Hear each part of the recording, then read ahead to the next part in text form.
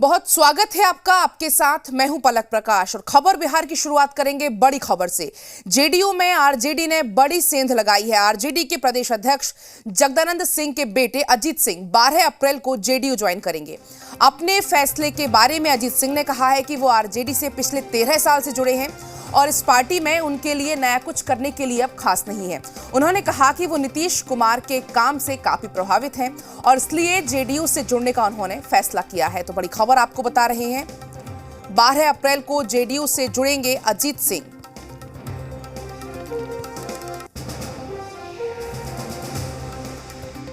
जदयू में मैं जा रहा हूं क्योंकि मुझे लगता है कि राष्ट्रीय जनता दल में एक प्राथमिक सदस्य के तौर पर मैं पिछले 13 वर्षों से काम कर रहा हूं और मेरे लिए कुछ नया करने या सीखने का अवसर अब इस दल में सीमित है। जदयू में मैं इसलिए जा रहा हूं कि वहां पर संभवतः नई बातों को सीखने का अवसर मिलेगा। दूसरी बात कि हम लोग के जो मुख्यमंत्री जी हैं उनके विजन से भी मैं बहुत। और वहीं इस मामले पर तमाम दलों से रिएक्शन सामने आ रहे हैं, वो आपको सुनाते हैं। अभी आपने जानकारी दी और जैसा चल रहा है आरजेडी के लोगों में ये हताशा और निराशा का वातावरण तो है ही कि एक ही परिवार को राज और एक ही परिवार को काम। तो कहीं ना कहीं उस दृष्टि से तेजस्वी यादव और लालू यादव जी की जो परिवार है उससे इतर जा नहीं सकते हैं। तो कहीं ना कहीं जो लोगों ने लंबे संघर्ष किया है उस पार्टी में काम करते हुए उनको निराशा हो रही है और उस निराशा के कारण बड़े बड़े लोग उस पार्टी को छोड़ते रहे हैं। राजद में अपने सीनियर नेताओं की बेइज्जती का सिलसिला बदस्तूर जारी रहता है। चाहे वो स्वर्गीय रघुवंश बाबू का मामला हो, जगदा बाबू हो, शिवानंद तिवारी जी हो या अन्य कोई भी नेता हो। किन शब्दों का इस्तेमाल किया था तेज प्रताप यादव जी ने रघुवंश बाबू के लिए। उनके बेटे भी तो हमारे दल में शामिल हो गए।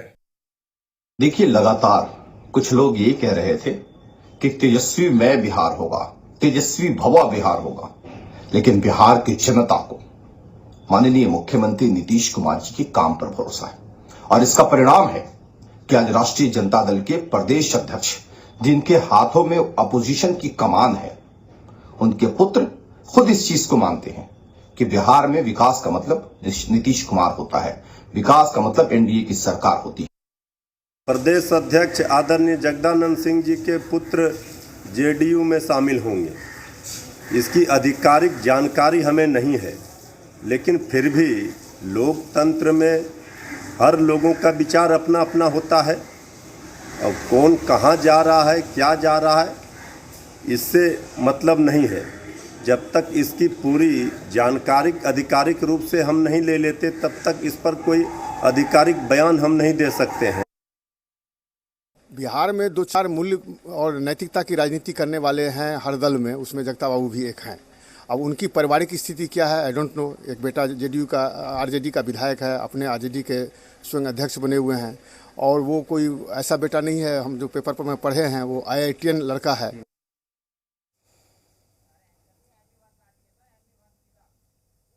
और चलिए आपको बता दें, लगातार इस पर सियासी आपको रिएक्शंस हमने सुनाए हैं। विस्तार से बातचीत के लिए हमारे सहयोगी आशुतोष सीधा पटना से लाइव जुड़ रहे हैं। आशुतोष, इन दोनों बिहार में राजनीति बहुत गर्म है, या यूं कह लें जेडीयू और आरजेडी में शहमात का खेल जबरदस्त जारी है और अब जेडीयू ने आरजेडी में बड़ी सेंध लगाने की तैयारी कर ली है।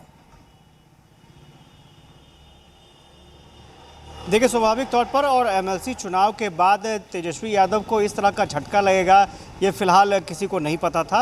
और अगर जगदानंद सिंह के बेटे की बात करें तो आपने सुना कि किस तरह से वो IITian हैं और पिछले 13 सालों से आरजेडी की सेवा कर रहे थे और उन्हें अब लगता है कि अब पार्टी में उनके लिए कोई गुंजाइश नहीं बची है। आपको याद होगा कि तेजस्वी यादव को लेकर के एक परसेप्शन बिहार में बना था कि जो भी युवा है वो चाहते हैं राष्ट्रीय जनता दल से जुड़ना, जो प्रोग्रेसिव युवा है वो भी चाहते हैं कि आरजेडी के हाथों को अब मजबूत करना, क्योंकि आरजेडी की डोर जो है, बागडोर जो है वो तेजस्वी यादव के हाथों में है। लेकिन इस तरह से अजीत सिंह, जो खुद जगदानंद सिंह जो पार्टी के बहुत ही सीनियर लीडर हैं, उनके बारे में किसी को कुछ बताने की ज़रूरत नहीं है। लालू प्रसाद भी उन्हें रिस्पेक्ट करते हैं। अगर उनके बेटे खुद आरजेडी छोड़कर अगर जेडीयू में चले जाते हैं तो ये एक बड़ा सवाल है।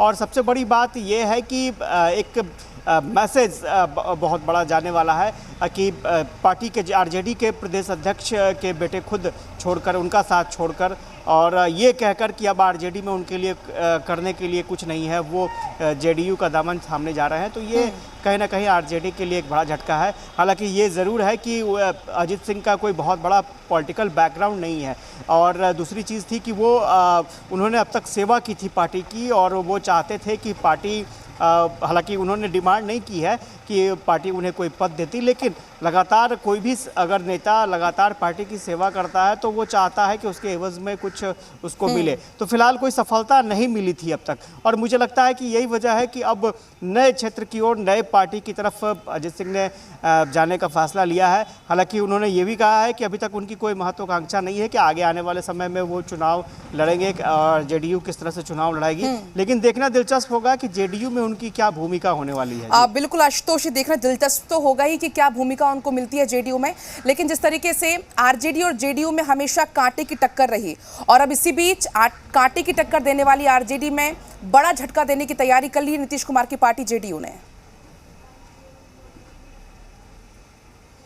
नहीं, स्वाभाविक तौर पर, और मैंने पहले भी कहा कि एमएलसी चुनाव के ठीक बाद ऐसे परिणाम सामने आएंगे, ये किसी को उम्मीद नहीं थी। हालांकि अभी आरजेडी के हौसले काफ़ी बुलंद हैं। 6 सीटों पर आरजेडी ने अपने उम्मीदवार को जिताया है, और साथ ही साथ कुछ 2 जगहों पर निर्दलीय कैंडिडेट उनके जीते हैं, तो जिन्हें उन्होंने टिकट नहीं दिया था, फिर भी वो पहले आरजेडी से जुड़े हुए थे और वो जीत कर आए हैं। तो हौसले बुलंद हैं आरजेडी के, लेकिन ऐसे समय में इस तरह की खबरें स्वाभाविक तौर पर सवाल जरूर छोड़ती है, और इसमें कोई दो राय नहीं है कि आने वाले समय में जेडीयू की ये कोशिश होगी कि ज़्यादा से ज़्यादा आरजेडी को नुकसान पहुंचाया जाए, क्योंकि एमएलसी चुनाव परिणाम ने ये बता दिया है कि आरजेडी में अभी भी वो दम है।